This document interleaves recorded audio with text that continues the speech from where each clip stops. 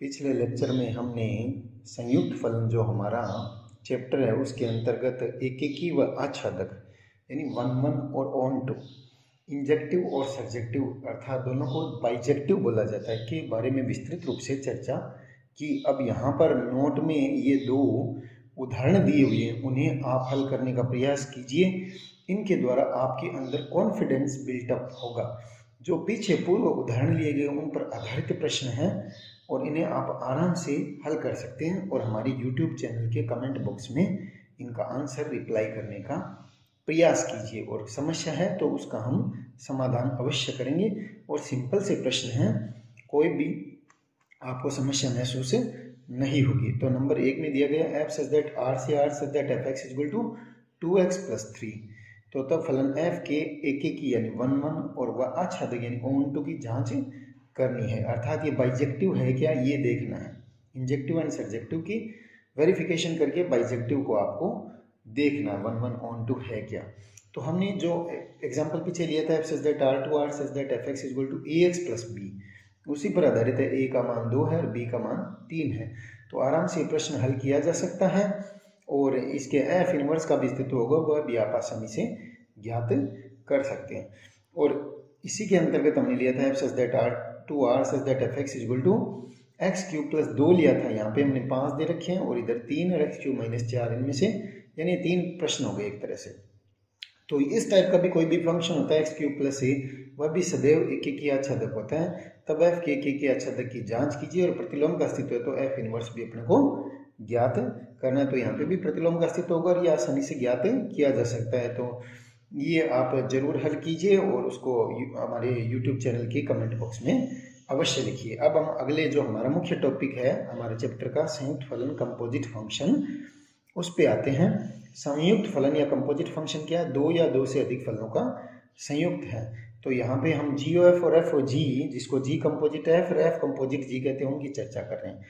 तो इसकी डेफिनेशन कुछ इस प्रकार है। माना एक फलन एफ है वो ए से बी में परिभाषित है और इस प्रकार परिभाषित है कि एक एफ प्रतिबिंब है वो बी है और ए के प्रत्येक अवयव के लिए जो ए में से लिया गया है, तथा एक अन्य फलन जी है वो बी से सी में परिभाषित है और बी के यानी बी की जी इमेज बी है वो बी में से लिया गया है, बी की जी इमेज है वो सी है और प्रत्येक बी जो बी में लिया गया उसके लिए परिभाषित है। तब एफ तथा जी का संयोजन, जिसको जी ओ एफ या जी कंपोजिट एफ द्वारा निरूपित होता है, निम्न प्रकार परिभाषित होता है। एफ ए से बी में है और जी बी से सी में है, तो जी ओ एफ ए से सी में होगा और निम्न प्रकार परिभाषित किया जाएगा जी कंपोजिट एफ ए, यानी ए की जी एफ इमेज क्या होगी? वो होगी जी एफ ए। ए की एफ इमेज देखते हैं तो ए की एफ इमेज किस पे जा रही है? बी पे जा रही है। तो ए की एफ इमेज किस पे जा रही है? बी पे, तो यहाँ पे बी लिख देंगे। और अब बी की जी इमेज देखेंगे तो बी की जी इमेज क्या है? सी है। तो जी एफ ए अर्थात ए की जी एफ इमेज क्या हो जाएगी? सी फॉर ऑल ए के लिए होगा, जो कि प्रत्येक ए जो ए में से लिया गया है द्वारा परिभाषित होता है। और इसकी चित्रात्मक व्याख्या भी आगे सुंदर तरीके से की गई है, आपको एकदम इजी वे में समझ में आ जाएगा। तो ये जी एफ या संयुक्त फलन जी ओ एफ होता है। इसी प्रकार एफ ओ जी भी हम डिफाइन कर सकते हैं। तो इससे रिलेटेड कुछ महत्वपूर्ण बिंदु है। जी ओ एफ के अस्तित्व के लिए हमें यह देखना है जी ओ एफ। तो पहले हमने एफ डिफाइन किया, बाद में जी आया, लेकिन ये जी ओ एफ है तो जी ओ एफ के परिभाषित होने के लिए आवश्यक है कि यहाँ से देखना एफ का परिसर जी के प्रांत का उपसमुच्चय होना चाहिए। एफ का परिसर, इसको आप याद रखें, अभी ये समझ में आ जाएगा आपके। एफ का परिसर जी के प्रांत का उपसमुच्चय होना चाहिए। तो ये जी एफ के परिभाषित होने के लिए अत्यंत आवश्यक है। एफ का परिसर रेंज सेट बोलते हैं, ए का एफ इमेज, ए सेट है उसकी एफ इमेजेस, तो इसको परिसर बोलते हैं। रेंज सेट है वो जी के प्रांत अर्थात बी का, तो एफ का परिसर किस में आएगा? बी में। हो सकता है बी पूर्ण रूप से एकेकी आच्छादक है तो बी हो जाए, और जी का प्रांत है वो जी का प्रांत क्या है? बी, उसका सबसेट होना चाहिए। तो प्रत्येक समुच्चय स्वयं का उपसमुच्चय होता है तो बराबर होने की कंडीशन में भी वो सबसेट हो जाएगा। अब यह आवश्यक नहीं है कि जी एफ परिभाषित होने पर एफ ओ जी भी परिभाषित होगा, तो ये दोनों एक साथ डिफाइन हो, ये आवश्यक है नहीं है, ये आगे आपको चित्रात्मक निरूपण और प्रश्नों उदाहरणों के मार्फत आपको इजी वे में समझ में आ जाएगा। अर्थात दोनों परिभाषित हो ये आवश्यक नहीं है, तो उस स्थिति में जी ऑफ एफ और जी बराबर हो यह आवश्यक नहीं है। अर्थात संयुक्त फलन संक्रियाक्रम विनिमय गुणधर्म का पालन नहीं करती। इसको भी आप ध्यान में रखिए, संयुक्त फलन संक्रियाक्रम विनिमय गुणधर्म का पालन नहीं करती। अब इस संयुक्त फलन की डेफिनेशन को विस्तृत रूप से समझने के लिए आपके सम्मुख एक चित्र प्रदर्शित है, इसे ध्यान से देखने का प्रयास कीजिए। इसमें एक फलन f है, वो a से b समुच्चय के बीच में डिफाइन किया गया है। एक फलन f है, वो a से b समुच्चय के बीच में डिफाइन किया गया है। एक फलन f है, वो a से b सेट के बीच में डिफाइन किया गया और a सेट में 3 अवयव लिए गए, a1 a2 a3, a1 a2 a3, और b सेट में भी 3 अवयव लिए गए, b1 b2 b3।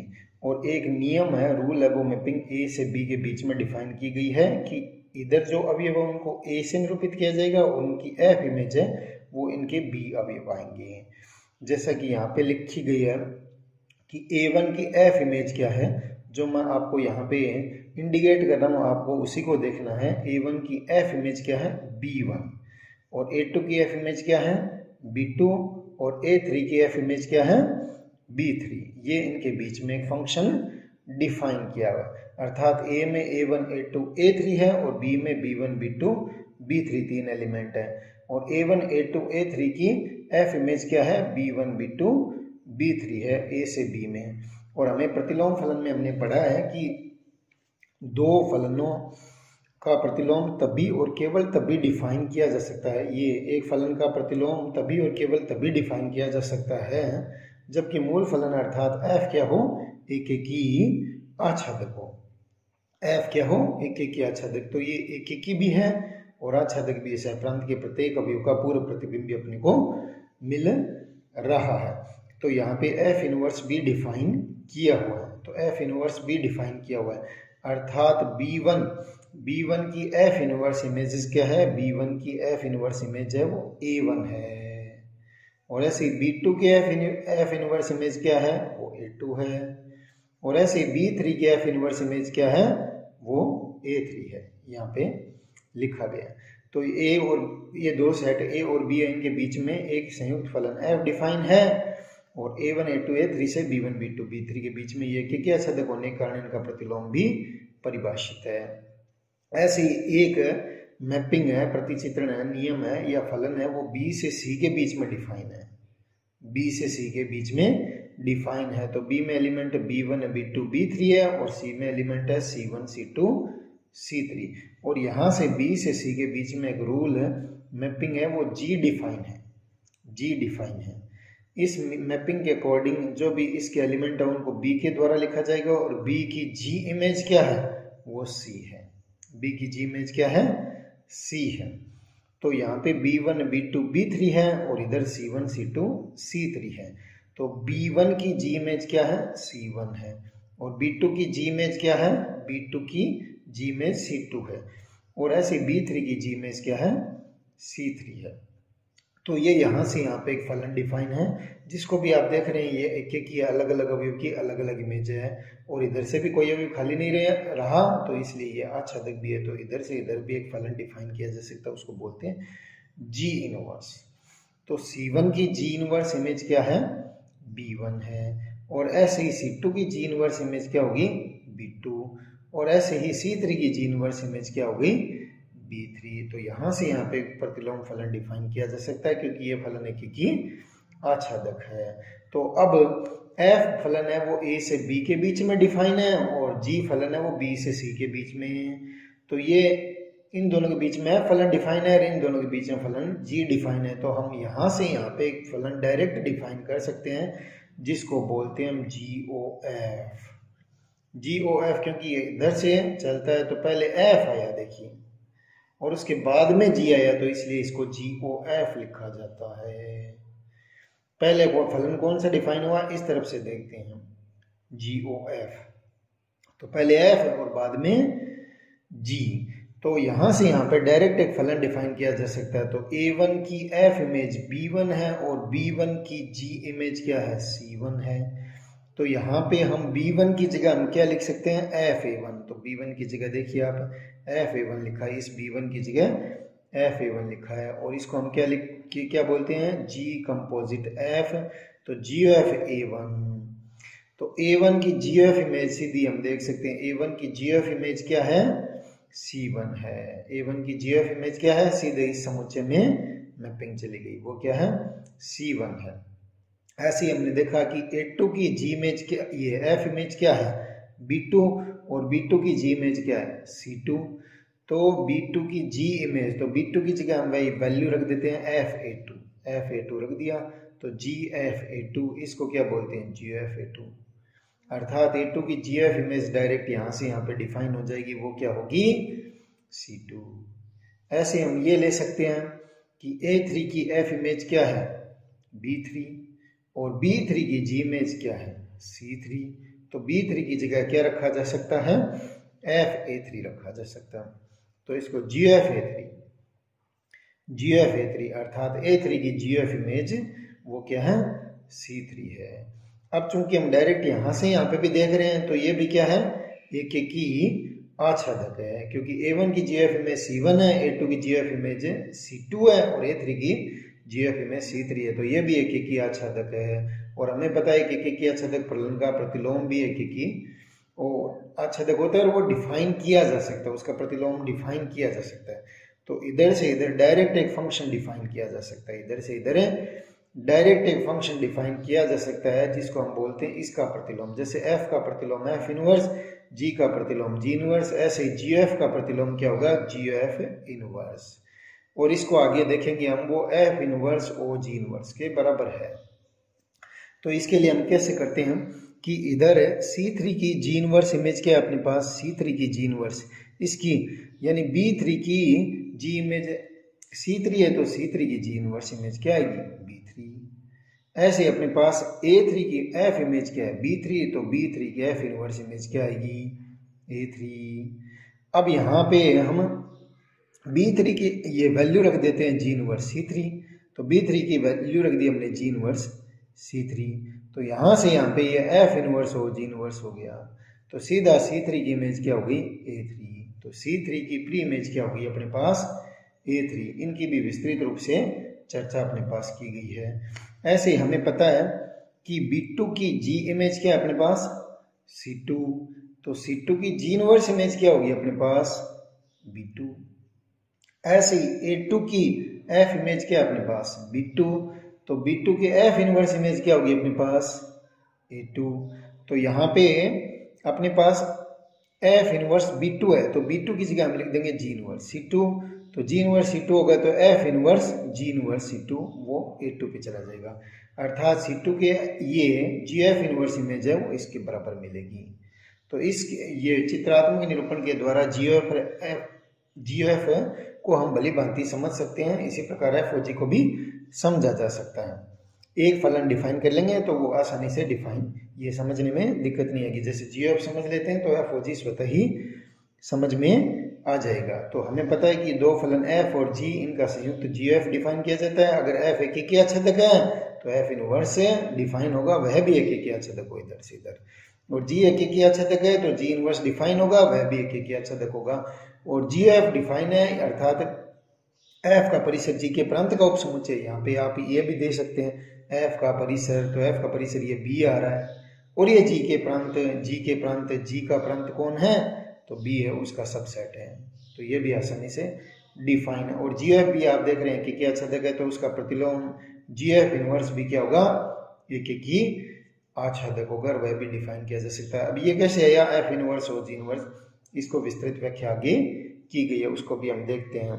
अब जो हमने चित्रात्मक निरूपण किया था उसकी व्याख्या करते हैं 1 बाय 1। तो हमने 4 स्टेप में इसकी व्याख्या करते हैं हम। तो 4 स्टेप में पहले F और F इनवर्स देखेंगे, फिर G और G इनवर्स देखेंगे, फिर GF और GF इनवर्स देखेंगे चौथे स्टेप में। तो F हमने कौन से ये A से B सेट के बीच में डिफाइन किया, किस प्रकार किया कि A की F इमेज है वो B पे जा रही है, और यहाँ पे हमने A सेट में 3 अवयव लिए A1 A2 A3, और B सेट में B1 B2 B3 3 अवयव लिए, और इसको इस प्रकार से डिफाइन किया कि A1 की F इमेज क्या है B1, और A2 की F इमेज क्या है B2, और A3 की F इमेज क्या है B3 है। अब चूंकि एक एक ही आच्छादक है, तो क्योंकि एक एक ही आच्छादक है, एक एक पे जा रहा है और इसके भी प्री इमेज मिल रही है, यानी A1 B1 पे जा रहा है, A2 B2 पे, A3 B3 पे जा रहा है और प्रांत के प्रत्येक पूर्व प्रतिबिंब है, तो इसका प्रतिलोम फलन डिफाइन किया जा सकता है कि आच्छादक होने के कारण वह B से A के बीच में होगा। और F inverse B equal to A, तो यहाँ पे लिख सकते हैं F इनवर्स B1 के F इनवर्स इमेज क्या है, A1 है, B2 के F इनवर्स इमेज क्या है, A2 और B3 के F इनवर्स इमेज क्या है, A3 है। तो ये F की विस्तृत चर्चा होगी, F और F इनवर्स। ऐसे ही दूसरे स्टेप में देखते हैं हम G, वो B से C के बीच में डिफाइन है, सच दैट B की G इमेज क्या है, C पे जा रही है। तो B में कौन कौन से अवयव है, B1 B2 B3, और C में कौन से है, C1 C2 C3। इसको भी हमने सुविधा के रूप में इस प्रकार डिफाइन किया कि B1 की G इमेज क्या है, C1, और B2 की G इमेज C2 है, और B3 की G इमेज है वो C3 है। तो यह भी एक एक ही और आच्छादक हो गया, तो इसका भी प्रतिलोम डिफाइन किया जा सकता है। तो G इनवर्स C से B के बीच में डिफाइन है, तो G inverse C equal to B। ये एक लीडिंग रोल के रूप में फलन को डिफाइन किया गया है। तो यहाँ पे C1 की G इनवर्स इमेज क्या है, B1, और C2 की G इनवर्स इमेज B2, और C3 की G इनवर्स इमेज क्या है, B3 है। तो ये दोनों F और G जो हमने दो फलन डिफाइन किए, ये दोनों एकीकी और आच्छादक है, तो इनका संयुक्त है। और F का परिसर क्या है, F का परिसर यहाँ पे प्रांत के अवयवों का प्रतिबिंब समुच्चय कंप्लीट B है। F का परिसर क्या है, B है, वो G के प्रांत अर्थात B का सबसेट, प्रत्येक समुच्चय स्वयं का उपसमुच्चय होता है, इसलिए GF डिफाइन कर सकते हैं। तो वो कहाँ से कहाँ, F है वो A से B में है और G B से C में, तो GF है वो A से C के बीच में होगा। किस प्रकार डिफाइन होगा कि GF A की GF इमेज क्या होगी, G कंपोजिट F बोलते हैं जिसको, GF A होगी। तो A का F इमेज किस पे जाएगी, अपने पास A की F इमेज किस पे जाएगी, वो B पे जा रही है। A की F इमेज किस पे जा रही है, B पे जा रही है, यहाँ पे देखिए B पे लिख देते हैं। और B की G इमेज किस पे जा रही है, C पे जा रही है, तो ये C पे, तो GF A equal to C हो गया। तो यहाँ पे हम तीनों ये जो एलिमेंट है A1 A2 A3 और यहाँ पे A से C के बीच में है, तो A1 A2 A3 तीनों एलिमेंट देखते हैं उनकी इमेज कहाँ पे जा रही है। तो GF A1 क्या हुआ, एक तरह से GF A1, तो A1 की F इमेज किस पे जा रही है, A1 की F इमेज देखिए आप B1 पे जा रही है, तो यहाँ पे B1 लिख देंगे। और B1 की G इमेज किस पे जा रही है, B1 की G इमेज C1 पे जा रही है, तो GF A1 किस पे गया, C1 पे। इसी प्रकार GF A2 लेते हैं, तो जिसको कैसे डिफाइन करेंगे, GF A2। तो A2 की F इमेज किस पे जा रही है, A2 की F इमेज किस पे जा रही है, B2 पे। तो और B2 की G इमेज किस पे जा रही है, C2, तो यहाँ पे C2 लिख देंगे। इसी प्रकार GF A3, तो GF A3 लिखा जा सकता है। तो A3 की F इमेज किस पे है, B3 पे। A3 की F इमेज किस पे है, B3 पे। तो B3 की G इमेज किस पे है, C3 पे। अब चूंकि ये भी एक एक आच्छादक है, देखो 1 1 1 1 पे जा रहा है, तो GF इनवर्स क्या होगा, C से A पे डिफाइन होगा, C से A पे। जैसे F है वो A से B में है, तो F इनवर्स B से A में, और G है वो B से C में है, तो G इनवर्स C से B में है। तो GF A से C में है, तो GF इनवर्स है वो C से A में होगा। और इसको GF इनवर्स है वो F इनवर्स और G इनवर्स है, ये उल्टा लिखते हैं, इसको रिवर्स लॉ या उत्क्रमण नियम भी बोलते हैं। F inverse O G inverse, यानी F इनवर्स और G इनवर्स का कंपोजिट है, तो इसकी C की इमेज किस पे जाएगी, A पे। इसको भी विस्तृत रूप से समझाया है, ध्यान दीजिए आप। GF इनवर्स है वो C से A में होगा, तो C में 3 एलिमेंट है अपने पास, C1 C2 C3, तो इन तीनों के बारे में विस्तृत रूप से चर्चा हमने ली है। तो GF inverse GOF inverse C1 equal to किस पे जा रहे हैं, जैसे A1 की GF इमेज किस पे है, A1 की GF इमेज किस पे है, C1 पे है, तो C1 की GF इनवर्स इमेज किस पे जाएगी, A1 पे जाएगी, क्योंकि ये एक आच्छादक है। और अब इसको हम ये देखते हैं कि ये F इनवर्स और G इनवर्स के बराबर है क्या। तो हमें पता है B1 की F इनवर्स इमेज किस पे जा रही है, A1 पे। तो अब हम इसको लिखते हैं F इनवर्स और G इनवर्स। F इनवर्स और G इनवर्स को कैसे डिफाइन करेंगे, F inverse G inverse C1। तो C1 की G इनवर्स इमेज किस पे जा रही है, C1 की G इनवर्स इमेज किस पे जा रही है आपकी, यहाँ पे वैल्यू रख देंगे B1 equal to G inverse C1, ये भी मान रख सकते हैं। और इसको क्या बोलते हैं, F इनवर्स और G inverse C1। F inverse और G inverse C1 equal to A1। और उल्टा चल सकते हैं, इसकी G1 इनवर्स की C1 इमेज किस पे जा रही है, B1, और ये किस पे जा रही है, A1। तो इस दोनों तरफ से जाके हम इसको आराम से समझ सकते हैं। यहाँ पे B1 की जगह G इनवर्स C1 रखा गया है, तो इसको क्या बोलेंगे, दो फलन हो गए ना, इसको आप F की तरह मानिए, इसको G की तरह मानिए, तो ये F O G हो गया, ये F कंपोजिट G। अब F की जगह कौन है, F inverse O G inverse C1 equal to A1। तो यहाँ पे G F inverse C1 equal to A1 है, और इधर भी F इनवर्स और G inverse C1 equal to A1 है। इस कंडीशन में दोनों बराबर हुए, एक नहीं हुए, हो गए। ऐसे ही हमारे पास क्या है, GOF यानी A2 की GF इमेज क्या है, C2 जा रही है, तो C2 की GF इनवर्स इमेज क्या होगी, A2। तो और B2 की F इनवर्स इमेज क्या है अपने पास, A2, और B2 की जगह क्या लिख देंगे, G inverse C2, G inverse C2, ये A2 पढ़ा ही है, तो इन दोनों को क्या लिखेंगे हम, F इनवर्स हो G inverse C2 equal to A2। तो इन दोनों को देखिए, ध्यान से देखिए, ये दोनों बराबर है, तो इस कंडीशन में भी ये लिखा जा सकता है। ऐसे अगली कंडीशन में देखते हैं, हमें पता है कि A3 की GF इमेज क्या है, C3, तो ऐसे ही C3 की GF इनवर्स इमेज क्या होगी, A3, और B3 की F इनवर्स इमेज क्या है, A3। तो B3 की जगह क्या लिख दिया हमने, G इनवर्स C3, और इसको क्या लिख सकते हैं, F इनवर्स हो G inverse C3 equal to A3। तो इन दोनों को ध्यान से देखिए, ये दोनों बराबर हैं, तो इस कंडीशन में बराबर लिख दिया। तो निष्कर्ष है GOF inverse equal to F inverse हो G इनवर्स, ये लिखा जा सकता है। तो इसे बहुत सारे GF के द्वारा परिणाम सिद्ध किए जा सकते हैं। कंपटीशन की दृष्टि से ये बहुत ही महत्वपूर्ण टॉपिक है अपना, और इसमें कुछ महत्वपूर्ण परिणाम या रिजल्ट प्राप्त होते हैं, बहुत ही महत्वपूर्ण है, आप इन्हें ध्यान से देखिए और एक उदाहरण लेके हम भली भांति समझ सकते हैं। तो ये छोटे छोटे आप एग्जाम्पल ले सकते हैं, हमने इसमें डिटेल चर्चा की है। किसी को ये टॉपिक समझने में दिक्कत हो रही है तो इससे पहले वाला लेक्चर है वो हमारे यूट्यूब चैनल पे KRCC बाय राकेश सर पे जरूर अवश्य देखें, और ये स्टेप बाय स्टेप आपको बहुत ही आसानी से समझ में आ जाएगा। अब इसमें हम GOF से संबंधित कुछ महत्वपूर्ण परिणाम लेते हैं। यदि F A से B में और G B से C में, यानी F है वो A से B में और G B से C में एक एक ही है, 1-1 इसको इंजेक्टिव बोलते हैं, तब GF A से C में भी एक एक ही होगा, अर्थात F और G दोनों एक एक ही है तो GF भी एक एक ही होगा। महत्वपूर्ण परिणाम कंपटीशन और परीक्षा की दृष्टि से भी। और F A से B में और G B से C में आच्छादक है, ऑन टू या सब्जेक्टिव, तब GF भी क्या होगा, A से C में आच्छादक होगा, अर्थात दो फलनों का संयुक्त भी आच्छादक होता है, दो आच्छादक फलनों का संयुक्त आच्छादक होता है, और दो एक ही फलनों का संयुक्त भी एक ही होता है। और ऐसे आप इन दोनों को कंबाइंड कर लिया जाए रिजल्ट, यदि F A से B में और G B से C में एक ही आच्छादक है, तब GF अर्थात इनका संयुक्त वो A से C में भी एक ही आच्छादक होगा, इसको बाइसेक्टिव बोलते हैं, 1-1 ऑन टू, अर्थात दो एक ही आच्छादक फलनों का संयुक्त भी एक ही आच्छादक होता है। अब अगर आपको इधर से दे दिया जाए कि GF आच्छादक है तब क्या होगा, ये तो F आच्छादक दे रखा है, G आच्छादक दे रखा है, तब ये होंगे, लेकिन यहाँ पे ही आपको कह दिया इस रिजल्ट में कि GF आच्छादक है, तब एटलीस्ट कम से कम G को आच्छादक होना पड़ेगा। दोनों आच्छादक हो सकते हैं, लेकिन इस आच्छादक होने से भी हमारा काम चल जाएगा। तो आप इसको भी एक उदाहरण के द्वारा देख सकते हैं, समझ सकते हैं, इसका प्रयास कीजिएगा। यदि GF आच्छादक है तो कम से कम G को आच्छादक होना पड़ेगा, तभी GF आच्छादक है, और GF एक ही है तो F एक ही होगा, तभी ऐसा होगा, अदरवाइज नहीं होगा। यदि GF एक ही आच्छादक है तब कम से कम G आच्छादक और F एक ही होगा, तभी GF एक ही आच्छादक होगा। तो ये भी बहुत महत्वपूर्ण परिणाम है, आप इनके छोटे छोटे उदाहरण लेके इनको आप आसानी से प्रूफ कर सकते हैं, कोई दिक्कत नहीं है।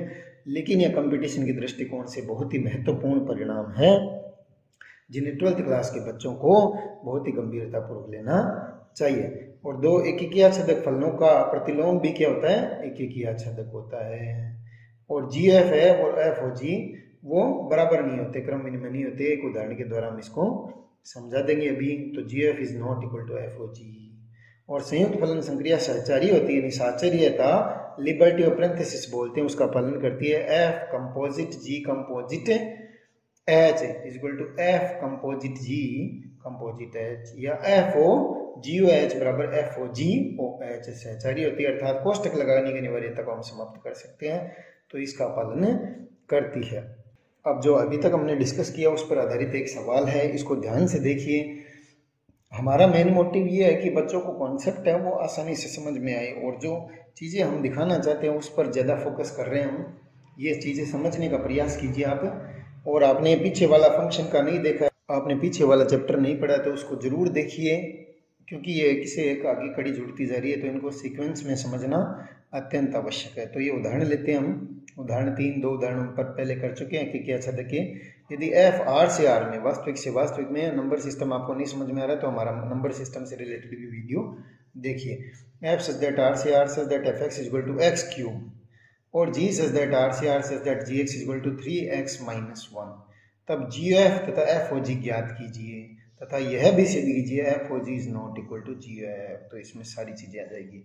अब ये मैंने बताया एफ सच दैट आर से आर एक्स क्यूब और जी सच दैट आर से आर 3x, ये ए एक्स प्लस बी, इस टाइप के फलन की हम चर्चा कर चुके हैं, और ये सदैव एक ही आच्छादक होते हैं। तो हमें दिया गया क्या है, एफ सच दैट आर से R such that F X is equal to X cube और जी सच दैट आर से R such that G X is equal to 3x-1। तो सबसे पहले हमें जी एफ डिफाइन करना है। तो जी एफ के लिए क्या होना चाहिए, एफ का परिसर। तो एफ का परिसर क्या आएगा, प्रांत के अवयवों का प्रतिबिंब समुच्चय, तो वो यहाँ पे आएगा। अब चूंकि एक ही आच्छादक है तो परिसर से प्रांत के बराबर होता है, तो एफ का परिसर ये हो गया, और जी का प्रांत ये, इसका सबसेट होना चाहिए।